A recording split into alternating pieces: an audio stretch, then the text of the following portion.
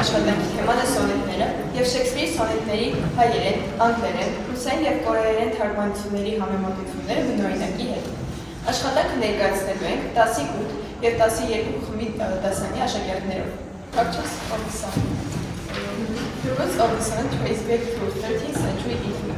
It was first created by Giacomo dall'Aquila, who became most famous for Francesco Petrarca. Սոնետի արմատն է սկիզբեն առնում 13-րդ դարում Իտալիայից։ Այն առաջին անգամ ստեղծվել է բանաստեղծ Giacomo dall'Aquila կողմից, սակայն ավելի հայտնի է դարձել Ֆրանչեսկո Պետրարկայի շնորհիվ։ Over time, the form of the sonnet adapted to various cultures and languages, acquiring new structures and approaches. Ժամանակի ընթացքում սոնետների ձևը հարմարվել է տարբեր լեզուների և մշակույթների, փոփոխելով իր ձևը։ Type of sonnets. The first is Petrarch or Italian sonnet. It named after Francesco Petrarch, an Italian poet. The first 8 lines are called sestet, octave. It presents a problem, question, or theme. And the last 6 lines are called sestet.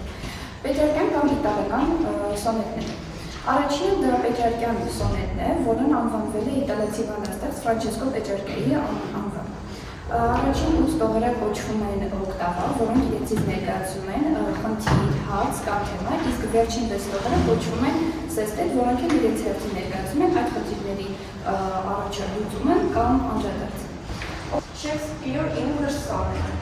Populated by William Shakespeare, 3 quatrains, 4 which lines each.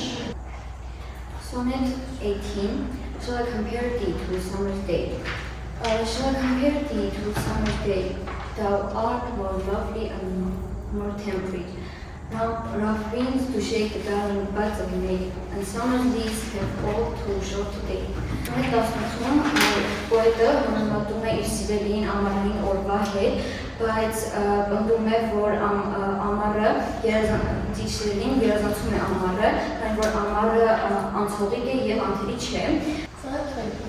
A woman's face with nature's own hand painted. A woman's face with nature's own hand painted. Ask girl the masterpieces of my passion.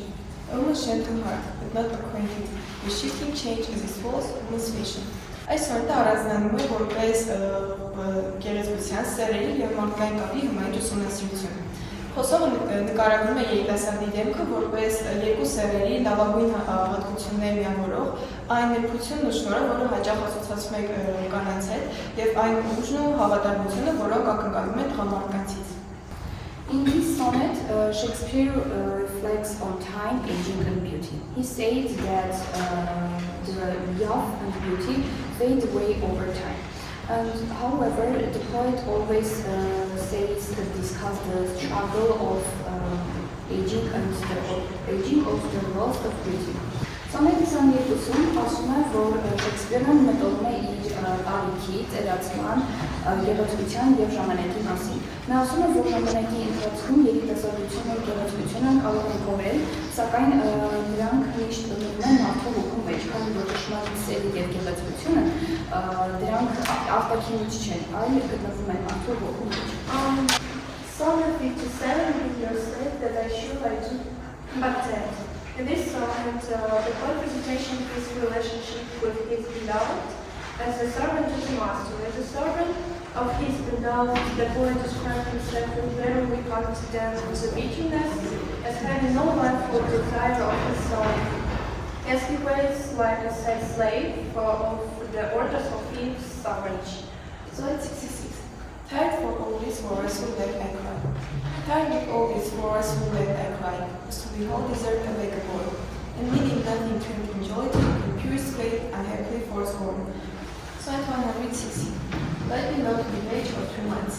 Let me not to the mage of 2 minds, need impatience. Love is not love, which alters when alteration finds, or bends with the remover to remove. Oh no, it is an ever fixed mark, that looks on tempest, is never shaken. It is the star to every wandering mark, whose words unknown, although is highly unique. Մեր համատեղ աշխատանքը տեղեկատել այս գրքի մեջ, որտեղ կա Շեքսպիրի սոնետներից մի քանիսը հին և ժամանակակից անգլերենով, հայերեն, ռուսերեն և կորեերեն թարգմանություններով։ Կցանկանանք նվիրել սա Տիկին Մելքոնյանի եւ Տիկին Արաքսեին։ Բոլորը դա շատ ապրեցին, մոռացին։